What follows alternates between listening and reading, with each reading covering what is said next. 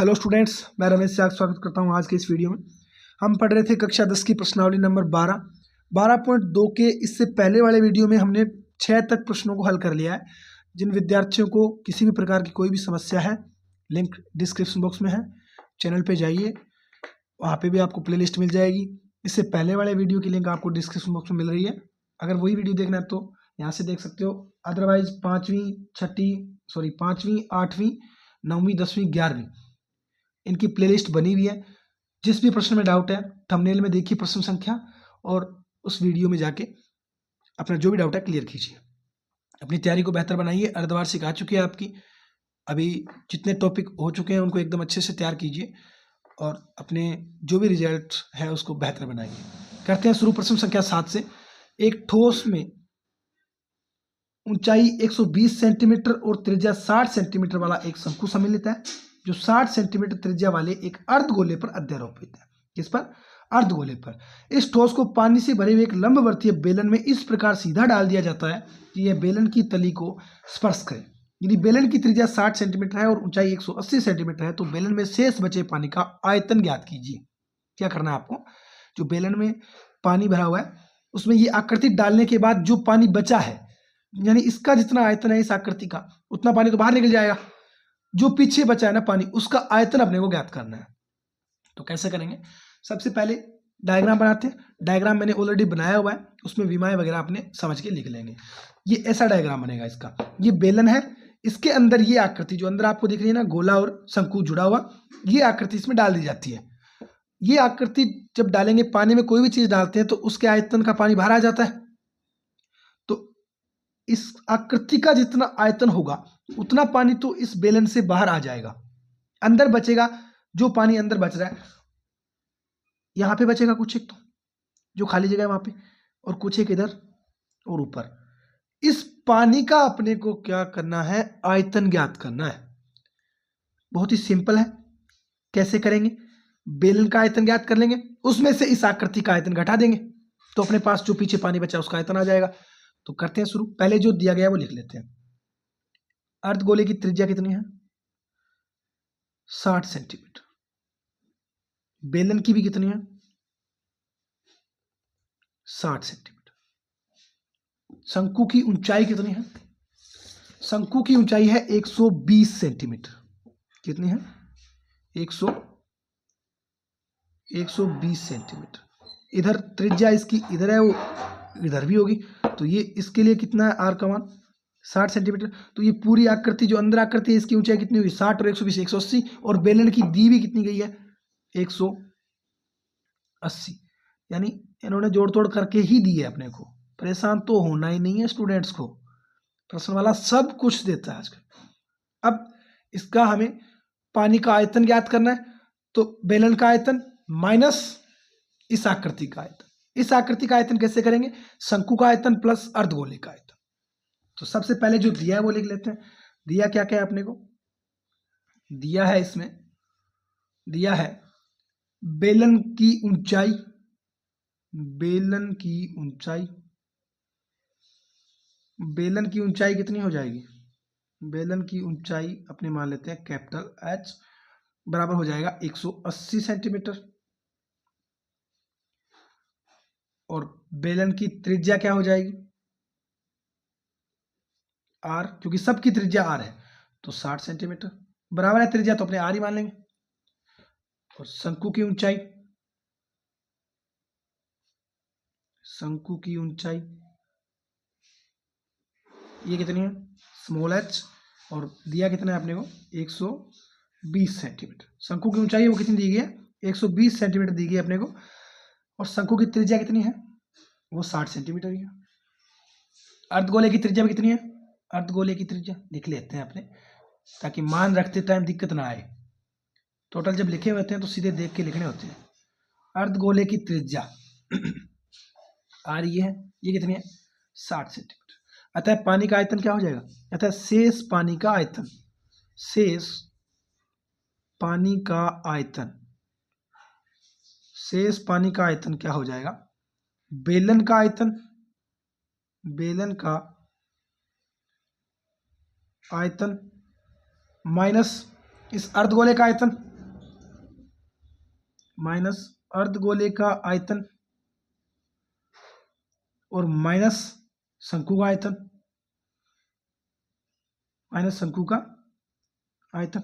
अब सूत्र रख देते हैं। बेलन का आयतन क्या होता है? पाई आर कैपिटल था, सॉरी स्मॉल ही है क्योंकि त्रिज्या सेम है, आर स्क्वायर एच माइनस अर्धगोले का आयतन 2/3, गोले का 4/3 होता है और अर्धगोले का 2/3 पाई आर क्यूब माइनस शंकु का आयतन 1/3 पाई आर स्क्वायर स्मॉल एच। इसमें जो कॉमन आ रहा है वो कॉमन ले लेते हैं अपने। एक तो पाई आर स्क्वायर कॉमन आ रहा है, प्रत्येक जगह है तो बाहर ले लेते हैं, पाई आर स्क्वायर बाहर आ गया, अंदर बचा एच माइनस 2/3 आर, क्योंकि आर स्क्वायर बाहर गया, आर एक बच गया, माइनस 1/3 एच। इतना ही बचा है। इधर आर स्क्वायर और पाई दोनों बाहर आ गए। अब इसमें मान रख दो, पाई का मान 22/7 गुणा आर स्क्वायर 60, 60 का स्क्वायर 3600, 60 का स्क्वायर 3600 होगा। एच का मान 180 शंकु के लिए, बेलन के लिए, माइनस 2/3 आर का मान 60 माइनस 1/3 एच का मान 120, यही होगा। अब अपने क्या कर लेते हैं इसको, 120 आर 2/3 आर क्यूब आर बचा 60 माइनस 1/3 एच का मान 120, काट देते हैं कितनी बार, 20 बार, और काट देते हैं कितनी बार, 40 बार। गुणा कर लेते हैं इनको, ये बनेगा 22/7 गुणा 3600 और ब्रैकेट में बच रहा है 180 माइनस 40 और 20 दुए 40 और 40 माइनस के 80, कितने आ रहे हैं, माइनस के 80। ये बन जाएगा अपने पास 22 गुणा 3600 गुणा 180 में से 80 गए 100/7। अब इनको गुणा कर दीजिए और 7 का भाग दे दीजिए। पहले 7 का भाग दे देते हैं कहीं भी, या फिर पहले गुणा कर लेते हैं और फिर 7 का भाग दे देंगे, वो एक ही बात है, कैसे भी कर लें ताकि गुणा भी आसान हो जाएगा। पहले गुणा आसान होगा क्योंकि 22 का 36 से करेंगे तो आसान हो जाएगा, और फिर आगे 3 जीरो लगाने हैं तो कर लेते हैं 22 को 36 से गुणा, 22 छः 132, 80 लगी 13, 22 3 66 और 13, वैसे कर लेते हैं ना, आसान होगा। 66 और 13 जोड़ने में उतना टाइम लग जाएगा, वैसे तो 79 होगा लेकिन कर लेते हैं। 6 2 12 2 80 लगी 1, 3 2 6 और 1 7 72, 36 2 72 और 36 2 72, 2 9 792, 792 आ रहा है, 792। आगे जीरो कितने लग जाएंगे, 2 और 2 4, 1 2 4/7। अब अपने भाग दे देते हैं इसमें 7 का, तो कितना आ जाएगा, 1 7 एकम 7 बचा कुछ नहीं, फिर 7 एकम 7 बचे 2 22, 7 3 21 बचा 1 10, 7 एकम 7 बचा 3 30, 7 चौके 28 बचा 2 20, 7 दुए 14, 7 दुए 14 बचा 6 60, 7 8 56 दशमलव बचा 4, 7 5 35, 11 31 428.5, 11,31,428.5 सेंटीमीटर क्यूब। ये क्या आ जाएगा अपने पास, सेंटीमीटर क्यूब में पानी का आयतन आ जाएगा। क्या आ जाएगा, सेंटीमीटर क्यूब में पानी का आयतन आ जाएगा। अब अगर आपको इस आयतन को मीटर क्यूब या जिस लीटर क्यूब में जिसमें भी चाहिए आप बदल सकते हो। अगर मीटर क्यूब में बदलना हो तो 1 मीटर बराबर कितने सेंटीमीटर होते हैं, 100 सेंटीमीटर। तो क्यूब है तो भाग कितने का लग जाएगा, 3 बार 100 का, क्योंकि क्यूब है ना, तो 100 गुणा 100 गुणा 100, इधर से 6 अंक उधर चला जाएगा दशमलव, तो 1 2 3 4 5 6, तो मीटर में अगर बात की जाए तो आ जाएगा 1.1314। आगे आप लिखो चाहे ना लिखो, मीटर क्यूब। ये अपना आंसर डबल आएगा, इसमें कोई दिक्कत नहीं है। अगर सेंटीमीटर में पूछा जाए तो ये छोड़ देना 11,31,428.5, और अगर मीटर में तो 1.1314 ये मीटर क्यूब आ जाएगा। ये अपना इसका फाइनल आंसर हो जाएगा। अब अपने चलते हैं प्रश्न संख्या 8 की तरफ। प्रश्न नंबर 8 में क्या दिया गया है, ये स्क्रीनशॉट ले सकते हो आप प्रश्न नंबर 7 का। वैसे वीडियो स्लो चलता है तो आप देख के इसमें वीडियो को फ्यूज करके बीच में उतार सकते हो सवाल। जिनको उतारना होता है, जिनका होमवर्क पीछे रह गया होता है या फिर इनको रिपीट करने के लिए एक बार सवाल को फिर से देखने की जरूरत। अब शुरू करते हैं अपने प्रश्न नंबर 8। प्रश्न नंबर 8 क्या है? एक गोलाकार कांच के बर्तन की एक बेलन के आकार की गर्दन है जिसकी लंबाई 8 सेंटीमीटर है और व्यास 2 सेंटीमीटर है, जबकि गोलाकार भाग का व्यास 8.5 सेंटीमीटर है। इसमें भरे जा सकने वाले पानी की मात्रा मापकर एक बच्चे ने यह ज्ञात किया कि इस बर्तन का आयतन 345 सेंटीमीटर क्यूब है। जांच कीजिए कि उस बच्चे का उत्तर सही है या नहीं, ये मानते हुए कि उपयुक्त मापक आंतरिक मापन है और पाई बराबर 3.14 लेना है। क्या कहा है? एक बर्तन है, उसकी गर्दन यानी उसका मुंह बेलनाकार है और उस बेलन की लंबाई 8 सेंटीमीटर है और व्यास 2 सेंटीमीटर है, जबकि गोलाकार भाग का व्यास कितना है? 8.5 सेंटीमीटर है। अब एक बच्चे ने मापन किया है, अपने को तो जांच करनी है, सवाल तो करना ही नहीं है। 345 आयतन बताया उस बच्चे ने, उसने सही बताया या गलत बताया, वो जांच करनी है। अगर बच्चा गलत है तो बच्चे को पीटेंगे और बच्चा सही है तो फिर शाबाशी देंगे। चलो सबसे पहले डायग्राम बनाते हैं, क्योंकि बिना किए तो अपने भी जांच नहीं कर सकते। तो पहले इसका आंसर अपने खुद निकालते हैं, कितना आएगा।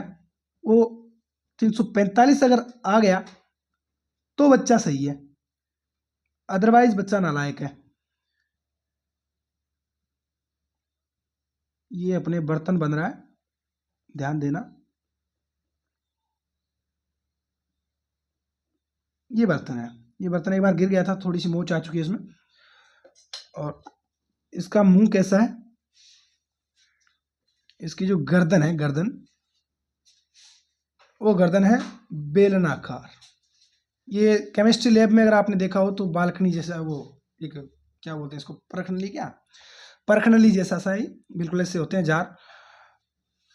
इसका व्यास है वो कितना है बर्तन का? वो है 8.5।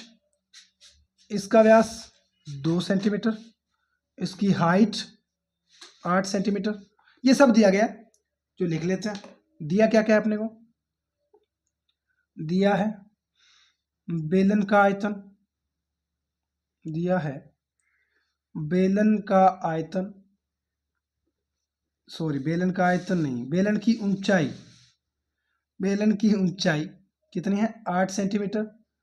और बेलन की त्रिज्या कितनी हो जाएगी? बेलन का व्यास दिया है अपने को, बेलन का व्यास वो कितना है? 2 सेंटीमीटर है। अतः अपने कह सकते हैं त्रिज्या स्मॉल आर कितनी हो जाएगी? 2/2 यानी 1 सेंटीमीटर। अब बर्तन की बात करें तो बर्तन यानी गोला है, तो बर्तन जो गोला है की त्रिज्या जो कैपिटल आर ले लेते हैं अपने, वो कितनी हो जाएगी? 8.5/2 सेंटीमीटर। अब बच्चे ने जो उत्तर बताया है उसकी जांच के लिए अपने को क्या करना पड़ेगा? इसका आयतन ज्ञात करना पड़ेगा। अतः आयतन क्या हो जाएगा? आयतन, गोले का आयतन, गोले का आयतन प्लस बेलन का आयतन, प्लस बेलन का आयतन। गोले का आयतन क्या होता है? 4/3 pi r cube plus pi r square h. Pi बाहर कॉमन ले लेंगे, अंदर बचेगा 4/3 r cube plus r square h, मान रख देंगे। पाई का मान प्रश्न में कहा गया 3.14 लीजिए, तो इसकी बात मान लेते हैं। 314/100 बन जाएगा। 4/3 आर का मान 85/20 कितना हो जाएगा? 8.5 का दशमलव हटाएंगे, बटे में 0 लग जाएगा, तो 85/20 क्यूब है तो 3 बार गुणा कर देते हैं। 85/20, 85/20, 85/20 प्लस आर स्क्वायर, आर का मान 1, 1 का स्क्वायर 1, गुणा एच का मान 8 कर देते हैं कैलकुलेट इनको। 5 से काटेंगे 17 बार, 5 से 4 बार, 5 से 4 बार, 5 से 17 बार, 5 से 17, 5 से 4, 4 से 4। अब इसको कैलकुलेट कर लेते हैं। 314/100, ये 17 गुणा 17 गुणा 17 यानी 17 की क्यूब। 17 की क्यूब कितनी होती है? 4913, 4913/4 चौके 16, 16 3 48, 4 का गुणा 4 से और जितना आ रहा है उसका गुणा 3 से, तो 4 चौके 16, 16 तिये 48 प्लस 1 गुणा 8 यानी 8। अब बन रहा है 314 बटे 100 गुणा 48 आ गया लेस है, भाग देंगे 1, गुणा करेंगे गुणा 413 प्लस 48 का गुणा 4 से कर लीजिए, 8 से कर लीजिए, कितना बनेगा 320 वो हो गया, 64 वो हो गया, 384। 384। अब इनको जोड़ेंगे तो कितना बनेगा 314 बटे 100 गुणा, इन दोनों को जोड़ दीजिए, 4 3 7 8 1 9 9 3 12 9 और 3 12 से लगी 1 1 5 52 97 बटे 48। इनकी गुणा अपने करेंगे तो गुणा करने के बाद जो फाइनल आंसर आएगा गुणा करके 48 का भाग देने पे वो आएगा 346.51 सेंटीमीटर क्यूब। जब आप इनकी गुणा करोगे और 48 का भाग दोगे तो आंसर आएगा 346.51 सेंटीमीटर क्यूब। और बच्चे ने कितना बताया था, क्योंकि बच्चे द्वारा ज्ञात आयतन कितना था, आयतन था वो था 345 सेंटीमीटर क्यूब। अतः या इसलिए बच्चे द्वारा दिया गया उत्तर सही नहीं है, बच्चा मूर्ख है। ये अपना क्या हो गया आंसर हो गया। ये 12वीं प्रश्नावली आज हमने कंप्लीट कर ली है। 12.2 में 8 प्रश्न थे और ये लास्ट अपना 8वां प्रश्न था जिसमें बच्चा गलत था। और अब अपने इससे नेक्स्ट है वो 13वीं प्रश्नावली स्टार्ट करने वाले हैं। यहाँ तक यानी 5वीं 8वीं 9वीं 10वीं 11वीं और 12वीं, ये अगर मैं 10वीं कक्षा की बात करूं तो सबसे मुश्किल 10वीं कक्षा के अकॉर्डिंग जो मुश्किल लगने वाली प्रश्नावलियां हैं वो थी। अब इनके बाद जो भी प्रश्नावली बची है, जैसे प्रश्नावली नंबर 13 सांख्यिकी, 14 प्रायिकता और 1 2 3 4, ये सब प्रश्नावलियां क्या है एकदम आसान प्रश्नावलियां हैं। इनमें कुछ भी नहीं है, छोटी छोटी कैलकुलेशन है और छोटे छोटे मेथड है जो ज़्यादा परेशान नहीं करते। ये प्रश्नावलियां थी जिनमें कैलकुलेशन भी थोड़ी सी हाई लेवल की थी और फॉर्मूले वगैरह भी थे। जैसे त्रिकोणमिति की अगर अपने बात करें तो आपके लिए बिल्कुल नया टॉपिक था, तो पहली बार पढ़ रहे थे, थोड़ा सा वो भी घबराने वाली बात थी। 9वीं प्रश्नावली 10वीं, इन सब में डायग्राम का भी महत्व होता है, तो डायग्राम को बनाना, प्रश्न बड़े बड़े होते हैं, समझना, ये आपके स्तर के लिए थोड़ी सी मुश्किल थी। अब जो प्रश्नावलियां बची एकदम आसान है, तो आप सभी को बधाई हो, मुश्किल से बाहर आ चुके हो। अभी अपने जो बचे टॉपिक एकदम आसान है। तो मिलते हैं नेक्स्ट वीडियो में एक नए टॉपिक के साथ। जय हिंद, जय भारत, धन्यवाद।